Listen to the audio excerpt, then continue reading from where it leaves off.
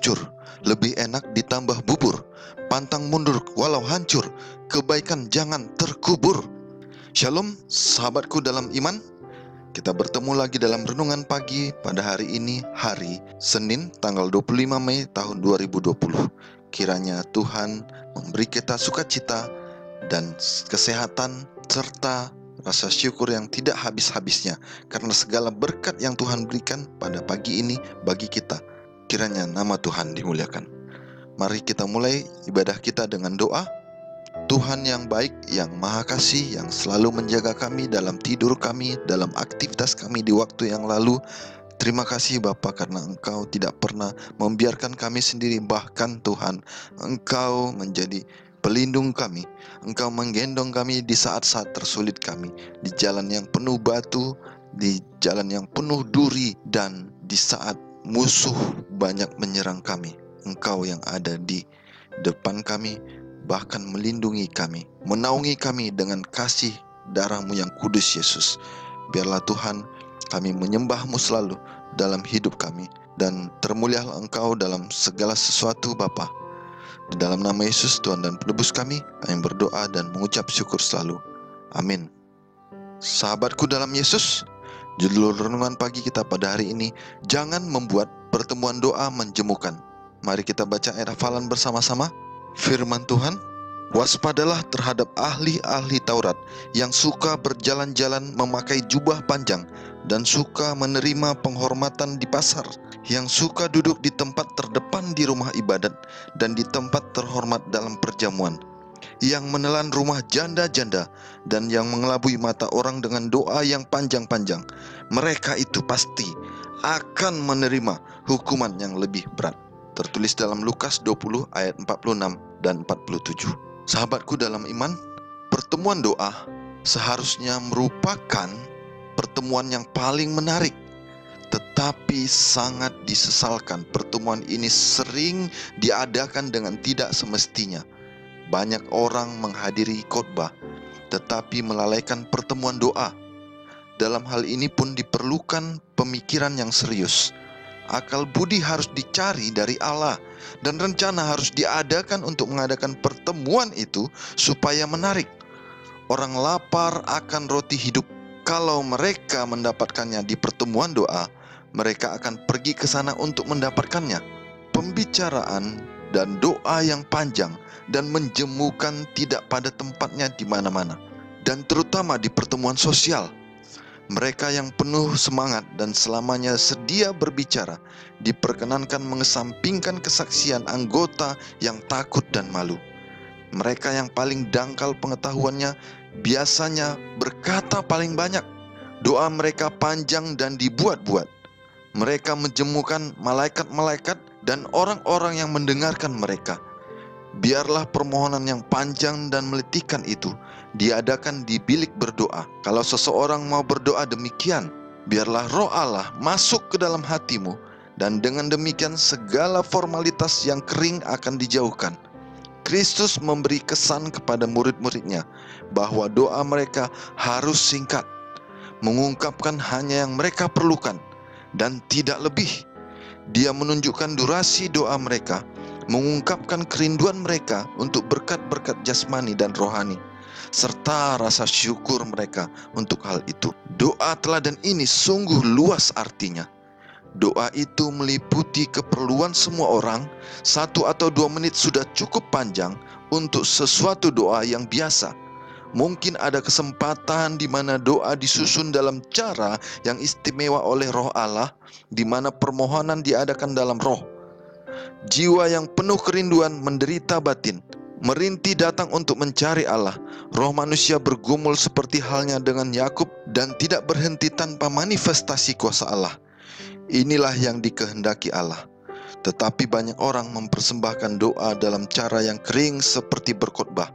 Orang seperti ini berdoa kepada manusia, bukan kepada Allah.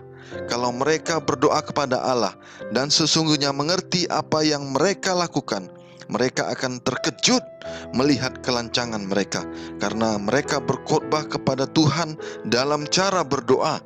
Seakan-akan pencipta semesta alam memerlukan informasi tentang persoalan umum yang ada sangkut pautnya dengan perkara-perkara yang sedang terjadi di dunia. Segala doa seperti itu adalah bagaikan gong yang berkumandang dan canang yang gemerincing. Doa seperti itu tidak ada artinya di surga. Malaikat-malaikat Allah jemu dengan itu, serta manusia yang terpaksa mendengarkannya. Dikutip dari buku Nasihat kepada Jemaat, halaman 408 dan 409. Saudaraku, pagi ini kita diingatkan kembali untuk mulai memperbaharui cara berdoa kita bersama. Biarlah pelajaran ini membangkitkan kembali ide-ide kreatif kita bagaimana cara berdoa dan beribadah, sehingga kita mempersiapkan berbagai susunan acara dalam beribadah, sehingga jemaah tidak bosan mengikuti acara tersebut. Bukan tidak mungkin untuk melakukan model ibadah yang berbeda-beda demi kemuliaan Tuhan, dan membawa jiwa-jiwa semakin tertarik untuk menyembah Tuhan, berkumpul bersama-sama dan menikmatinya. Mungkin saya bisa memberi usulan tata ibadah yang bisa dilakukan, misalnya bernyanyi bersama-sama, kemudian ada kuis, ada diskusi yang saling mendukung, di mana diskusi ini tidak membuat emosi dan tidak membuat pertentangan dalam umat Tuhan, tetapi biarlah diskusi ini membawa iman semakin dekat pada Tuhan. Kemudian ide yang lain adalah beribadah di alam yang indah atau di rumah-rumah, ibadah dengan doa, bertelut bersama-sama, dan menikmati makanan yang dihidangkan dan disiapkan oleh seluruh jemaah. Banyak mungkin ide yang lain yang bisa diterapkan dalam doa bersama, ibadah bersama. Biarlah kita tidak melakukannya dengan monoton setiap hari, setiap pekan dalam perbaktian kita, sehingga ada daya tarik yang membawa jemaat untuk rindu datang bersama-sama beribadah memuliakan Tuhan. Biarlah kita sadar bahwa apa yang kita sampaikan di dalam perbaktian adalah untuk menyampaikan kabar Injil Tuhan pada sesama manusia. Bukan kita menyampaikan pendapat kita sampai-sampai orang bosan mendengarkannya. Bukan kita membawa doa seolah-olah kita memberi khotbah dan kita seperti mengkhotbahi Tuhan.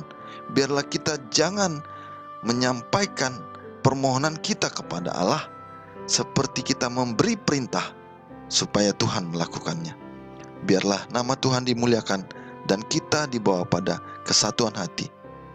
Mari kita sama-sama berdoa. Tuhan yang baik, terima kasih Tuhan untuk firman yang Kau berikan pada hari ini. Terima kasih Bapa, Engkau sudah mengingatkan kami bahwa doa pribadi dan doa bersama-sama, ibadah dan perbaktian sangat penting dilakukan supaya menarik bagi kami sendiri, bagi orang-orang yang hadir, seluruh jemaat, sehingga kami dibawa semakin dekat, semakin semangat menerima firman-Mu, semakin semangat dalam doa, semakin giat dalam persatuan untuk menyembah dan mengagungkan Engkau. Biarlah kasih karunia-Mu saja Tuhan yang menyatakan segalanya ini menjadi bahagian iman percaya kami. Dan Tuhan, kami percaya Engkau tidak akan membiarkan kami dalam ide-ide kreatif kami sendiri. Engkau pasti yang mengajarkan kami melaksanakan semuanya itu Tuhan. Jadilah kehendak-Mu Bapa, melindungi kami dalam situasi saat ini, terutama masih adanya virus COVID-19. Dan biarlah nama-Mu saja yang dimuliakan dalam kehidupan kami yang sehat, penuh sukacita, dan bersyukur selalu bersama keluarga yang kami kasihi, jemaat Tuhan, dan orang-orang di sekitar kami yang akan melihat kemuliaan-Mu dan menyembah Engkau Bapa. Terima kasih Tuhan atas segalanya. Jadilah kehendak-Mu di dalam hidup kami, dan termulialah Engkau Yesus sekarang sampai selama-lamanya. Tuntunlah kami dalam setiap langkah kami Roh Kudus, supaya kami selalu berpikir dan menyatakan sesuatu yang sesuai dengan kehendak-Mu untuk memuliakan-Mu. Dan janganlah biarkan kami Tuhan sampai mendukakan Engkau Roh Kudus. Jadilah kehendak-Mu dalam hidup kami Bapa, dari sekarang sampai Maranatha. Di dalam nama anak-Mu Yesus Kristus, Tuhan dan penebus kami yang baik, kami berdoa dan mengucap syukur selalu. Haleluya, amin. Bulu kucing sangatlah halus. Kucing berlari mengejar bawal. Jika murid sudah lulus, carilah kerja yang pasti halal. Horas.